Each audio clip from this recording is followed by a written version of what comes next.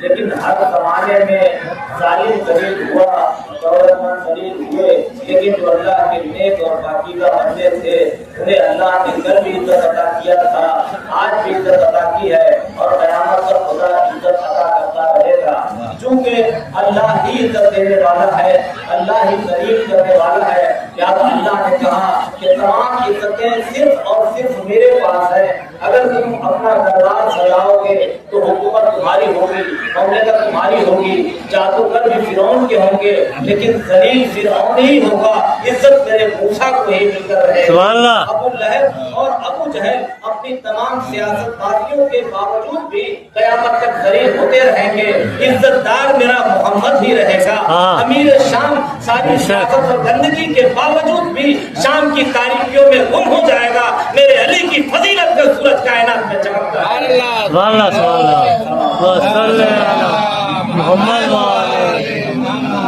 یزید اپنی تمام حکومتوں کے باوجود، اپنی تمام لشکر کے باوجود اس دنیا میں ذلیل و خوار ہو کر رہے گا، لیکن جب میں عزت دینا چاہوں گا تو کربلا کے 72 کو عزت میں ادا کروں گا۔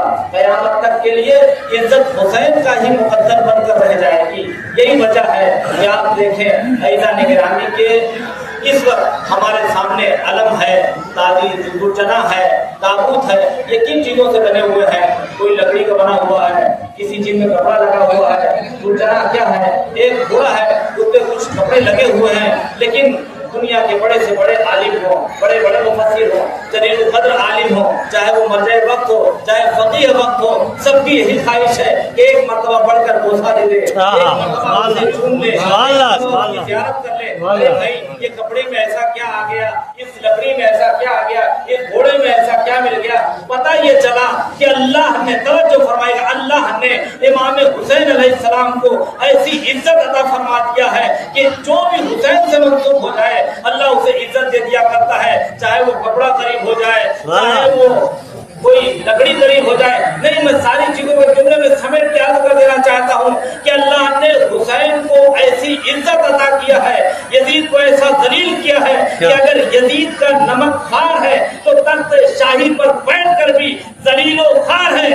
اور حسین کا عزادار ہے تو زمین پر بیٹھ کر بھی عزت دار ہے۔ تو اللہ نے ایسا یزید کو ذلیل کیا کہ اب جو یزید سے منسوب ہو جائے وہ کیسا ذلیل ہوتا ہے، جو حسین سے منسوب ہو جائے وہ کیسا عزت دار ہوتا ہے۔ قسم ہے ذوالجلالہ کی کہ اگر یزید سے انسان بھی منسوب ہو جائے تو ذلیل و خوار ہوتا ہے، حسین سے جانور بھی منسوب ہو جائے۔ اگر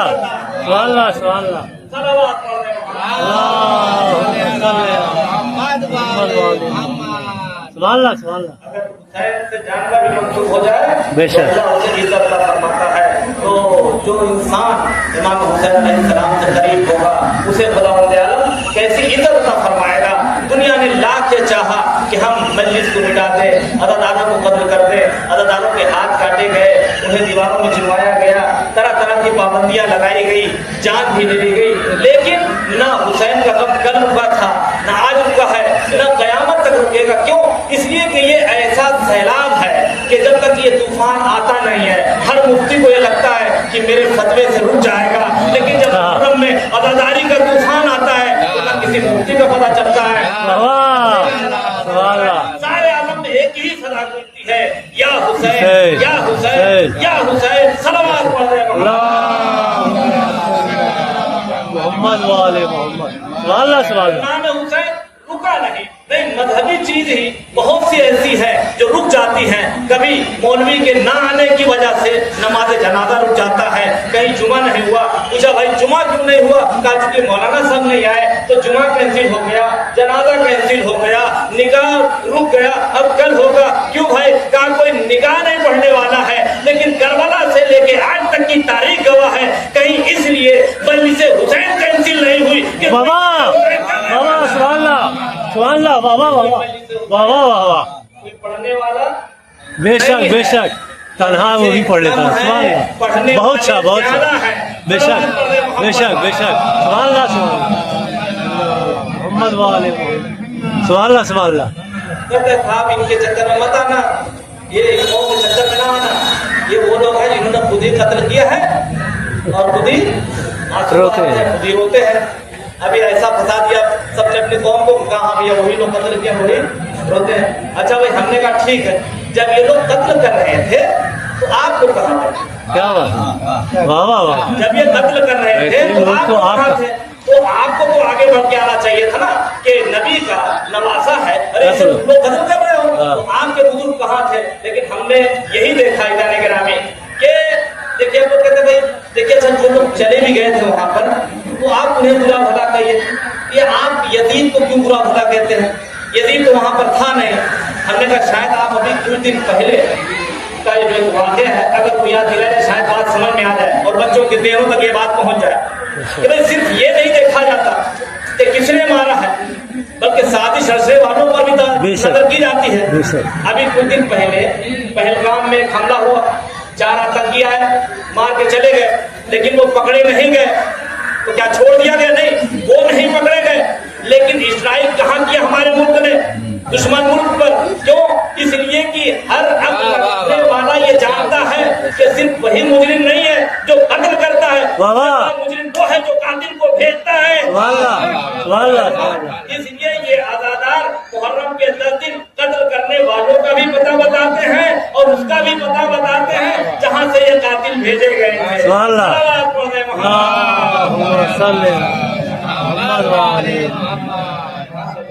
भेजे गए थे। जहाँ पर हुसैनियत होगी वहीं पर इज्जत होगी, जहाँ हुसैनियत नहीं होगी वहाँ इज्जत नजर नहीं आएगी। आज मुसलमान दुनिया में बहुत ज्यादा है, लेकिन इज्जत किसके वक्त मुकद्दर में? इज्जत किसके दामन में है? उन्हीं के दामन में है जिनके पास हुसैन है, और जिसके पास हुसैन नहीं उन्हें इज्जत नसीब नहीं है। अब कहते हैं अभी आप देख रहे हैं जो लेटेस्ट जो चीजें चल रही हैं इस वक्त, ये बहुत से मुल्क हैं किसी में दम नहीं जो जालिम के खिलाफ आंख उठा सके, जो जालिम के खिलाफ एक बात कह सके। कहना तो छोड़ दीजिए, जालिम के सपोर्ट में मजलूम के खिलाफ चल रहा है। तो ये हुसैनियत को छोड़ने वालों का अंजाम ये। अब तो कहते हैं जनाब ये बताइए, ये समझ में नहीं आता कि आप जो है ये दुनिया में 57 मुल्क है ना, तो कहते हैं आप 56 को बहन क्यों कहते हैं और एक को भाई क्यों कहते हैं?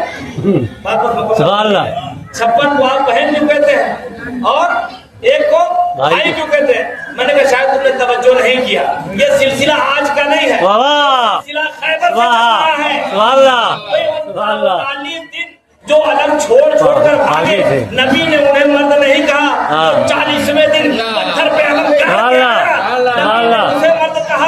ये 39 दिन भागने वालों की औलादे हैं, सिर्फ एक फातेह खैबर का बेटा बेशक और उसके जवाब दिया और सारी कायनात को बताया कि जो हुसैन वाले होते हैं वो किसी से डरते नहीं है। अब आजकल एक वीडियो बहुत वायरल हो रही है कि वो अरे भैया एक जासूसा पकड़ ली गई, एक जासूसा का इस वक्त जो सामने आ रहा है, जासूसी करती थी मोसाद की है ना, और वो बहुत अंदर तक पहुंच गई और बहुत परेशान है मीडिया। ये तो बहुत अंदर तक आ गई, ये मोसाद की जासूसा बहुत अंदर तक आ गई, बहुत करीबी लोगों से इसने मुलाकात कर लिया। हमने कहा तुमने तो बहुत दिन बाद मोसाद की जासूसा को देखा है, मोसाद की पहली जासूसा ये सोचते थे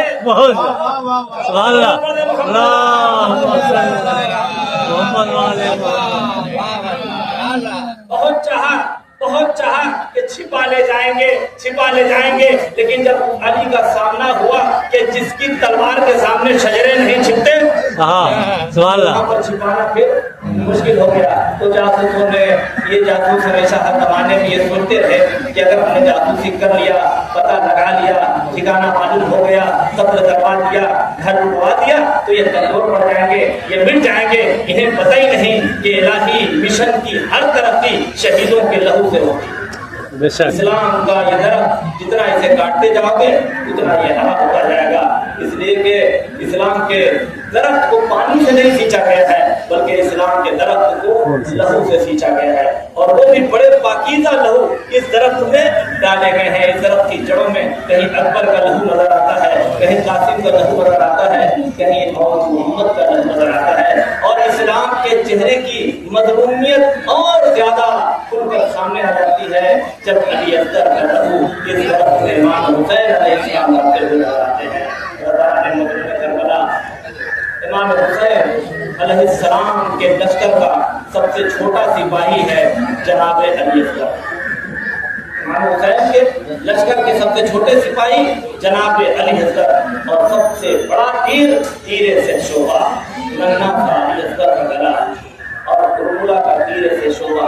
یہ ایسا غم تھا جسے آج محمد کبھی بلا کسی بھی غم کو نہ سکے, لیکن جن غموں کو زیادہ یاد کر کے ہوتے تھے ان میں سے ایک مصائب علی اصغر علیہ السلام ہے.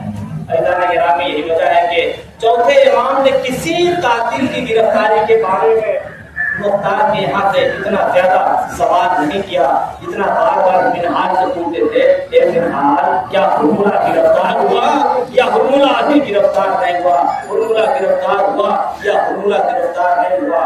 ابو الخلیل جو یزیدی فوج کا رپورٹر ہے, جب مختار نے اسے گرفتار کیا تو پوچھا کہ یہ بیٹا تیرا کام کیا تھا وہاں پر؟ اس نے کہا ہمیں اس کام پر لگایا گیا تھا کہ جب بھی کوئی شہید ہو تو ہم تالی بجائیں اور شور مچائیں, ہم ہما کریں, ادا کریں. ایک مرتبہ اس نے پوچھا کیا کوئی ایسا بھی مقام آیا کہ جہاں پر تمہارا دل بھی رو دیا ہو کیونکہ تم تو سمجھی ہو, اکبر کی شہادت پر تم نے تالی بجائی, شور مچایا, قاسم کی شہادت پر تم نے شور مچایا, کوئی ایسا موقع آیا تو ہوگا نا کہ جہاں پر تمہارا بھی دل کانپا ہو. تاکہ ہم سے یہی کہا گیا تھا کہ جب کوئی بھی شہید ہوگا حسین کے لشکر کا تو تمہیں شور مچانا ہے, تالی بجانی ہے, لیکن ہمیں نہیں پتا تھا کہ حسین اپنے سے ننھے سے ششمائے علی اصغر کو بھی لے کر مقتل کربلا میں آ جائیں گے.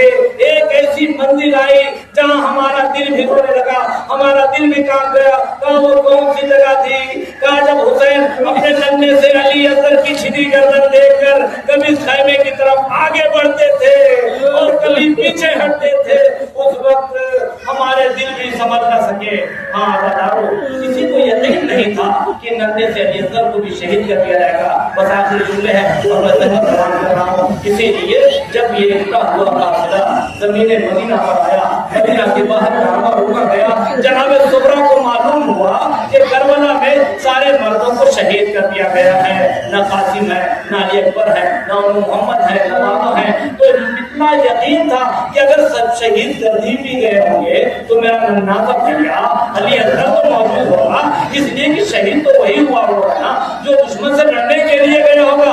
ارے میرے ننھے سے علی اصغر کو مجھے دکھا دو, میرا بھیا علی اصغر کہاں ہے؟ ایک ایک بیوی کی آغوش میں ننھے سے علی اصغر کو تلاش کرتی ہوئی ارے ایک مرتبہ جیسے یہ رباب کے طریق پہنچی, رباب نے آواز دی بیویوں ارے مجھے میرے اپنے حلقے میں دے دو.